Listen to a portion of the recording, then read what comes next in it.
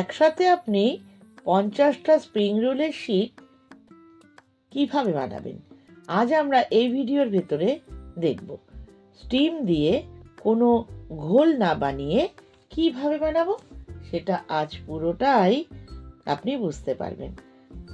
আমরা যারা রান্না করি তারা আমরা সবচেয়ে বেশি ভয় পাই এই শিটটাকেই বানাতে। স্প্রিং রোল খাওয়া খুবই ভালো, আর এর মধ্যে কি কি ব্যবহার করা যায়, প্রচুর সবজি, যারা চিকেন ভালোবাসেন চিকেন ব্যবহার করা যায়। কিন্তু স্প্রিং রোলের শিট যদি সঠিকভাবে না বানাই তাহলে সব রান্নাটাই পণ্ডশ্রম হয় কি না। তাই কখনো কখনো দেখা যায় এটা খুব অয়েলি হয়ে যায়, আবার কখনো ঠিকমতো হয়ই না। তাহলে চলুন আজ সম্পূর্ণ ডাউটটাই আপনাদের আমি ক্লিয়ার করে দিচ্ছি। আমি শুরু করছি আজকের রেসিপি স্প্রিং রোলের শিট কত সহজে আপনারা বানিয়ে নিতে পারবেন। খাবারটি আশা করি আমরা সকলেই জানি এটা চীন দেশের খাবার। তাহলে আজকে আমার যাত্রা হলো চীন দেশের সেই সুন্দর খাস্তা মুচমুচে স্প্রিং রোলের শিট। হ্যাঁ বন্ধুরা, ঠিকই শুনেছেন, কিচেন পাসপোর্ট এখন যাত্রা শুরু করলো চীন দেশের উদ্দেশ্যে। তাই সবচেয়ে প্রথমে এর পারফেক্ট একটা ডো তৈরি করা আমাদের সবচেয়ে প্রয়োজন। আমরা নেব 2 কাপ ময়দা ভালো করে চেলে পরিষ্কার করে নিলাম। আপনি প্রশ্ন করতে পারেন, আচ্ছা ময়দার বদলে আটা ব্যবহার করা যাবে কি? আমি বলবো এতে মেশালা স্প্রিং রোলটা আপনাকে ময়দা দিয়েই বানাতে হবে, অথবা আপনাকে কিনেই ব্যবহার করতে হবে। তাই 2 কাপ ময়দা নিলাম, ভালো করে চেলে নিলাম, এতে মেশালাম 2 চুটকি নুন। কোনো তেল কিন্তু এখানে মেশাবো না। প্রথমেই কিছুটা গরম জল করে নিয়েছিলাম, সেই গরম জল থেকে অল্প অল্প করে আমি জল মিশিয়ে একটা সফট ডো তৈরি করব। আপনারা এতদিন দেখে থাকবেন ঘোল বানিয়ে শিট তৈরি করতে, কিন্তু তাতেও এরকম পারফেক্ট শিট কিন্তু করে উঠতে পারবেন না।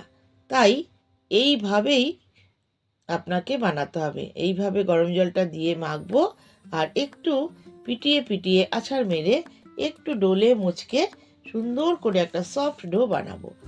যদি এটা আপনি একবার শিখে নেন তাহলে 50-100টা শিট বানানো আপনার কাছে কোনো মুশকিলেরই কাজ হবে না। তাহলে দেখতেই পাচ্ছেন আমি ডোটা কত সুন্দর করে বানালাম। আপনি কি এখানে কিছু চেঞ্জ দেখতে পারলেন? হ্যাঁ, সেটা হলো এই ডোটা তৈরি করার সময় কিন্তু ময়াম হিসেবে কোনো অয়েল ব্যবহার করিনি। এখন ওপর থেকে অয়েলটা দিচ্ছি। এবার 10 মিনিট থেকে 15 মিনিট এটা আবার আমি রেস্টের জন্য রেখে দেব। এটা কিন্তু অবশ্যই রেস্ট দিতে হবে। এখন আমরা কি করব, এটা একটা স্টিম দিয়ে এই রুটিগুলোকে বানাবো। কীরকম? একদম ঠিকই শুনছেন, হয়তো আপনারা আগে কখনো দেখেননি, কিন্তু 20 মিনিট পর এভাবে ডোগুলোকে নিলাম, ছোট ডোগুলোকে, আর লুচির আকারে বেলে নিলাম ঠিক এইভাবেই। এই শিটটা দিয়ে আপনি স্প্রিং রোল, সিঙ্গারা এবং বহু ধরনের মুচমুচে খাবার তৈরি করতে পারবেন।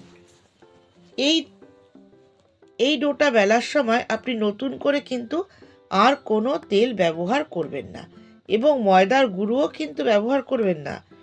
শুধু বেলার পর একটার উপর একটা বরাবর রাখ। এদিকে আমি একটা স্টিমারে ফুটন্ত গরম জল রেডি করে রেখেছি গ্যাসে।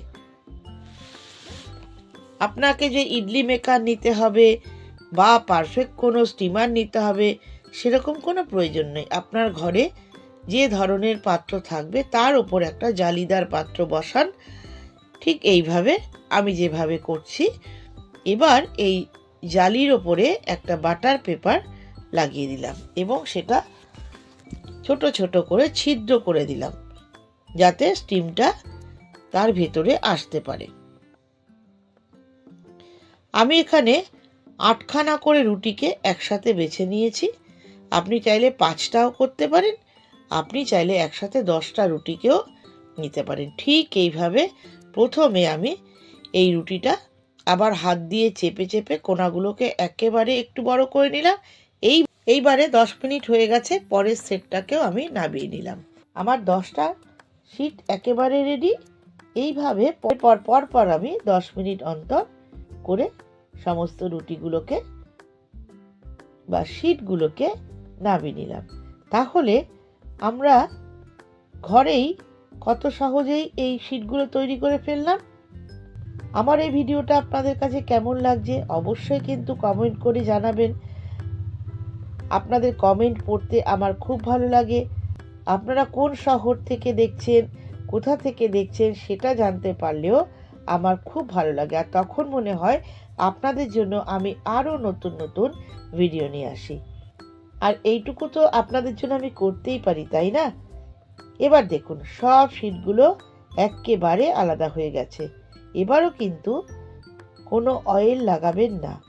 আর এই যে প্রথমে গোলাগুলো পাকাবার সময় অয়েল দিয়েছিলাম, ব্যাস আর কিন্তু না, একেবারে মার্কেটে যেরকম পাওয়া যায় সেরকম শিট আমাদের রেডি। এখন দর্শক বন্ধু আপনাদের বলে রাখি, আপনারা এগুলো চাইলে নর্মাল ফ্রিজে এইরকম জিপ লক প্যাকেটে একেবারে সিল করে হাওয়াটাকে বাইরে বার করে নিয়ে আপনি 7 দিন পর্যন্ত স্টোর করতে পারবেন। তাহলে বন্ধুরা আজকে এই পর্যন্তই। পরবর্তীতে আবার একটা ভিডিও নিয়ে আসব, যেখানে স্প্রিং রোলের ভেতরে আমরা কিভাবে তার ফিলিংটা সেটাই আপনাদের সঙ্গে শেয়ার করব। এর মতো বিদায় নিচ্ছি।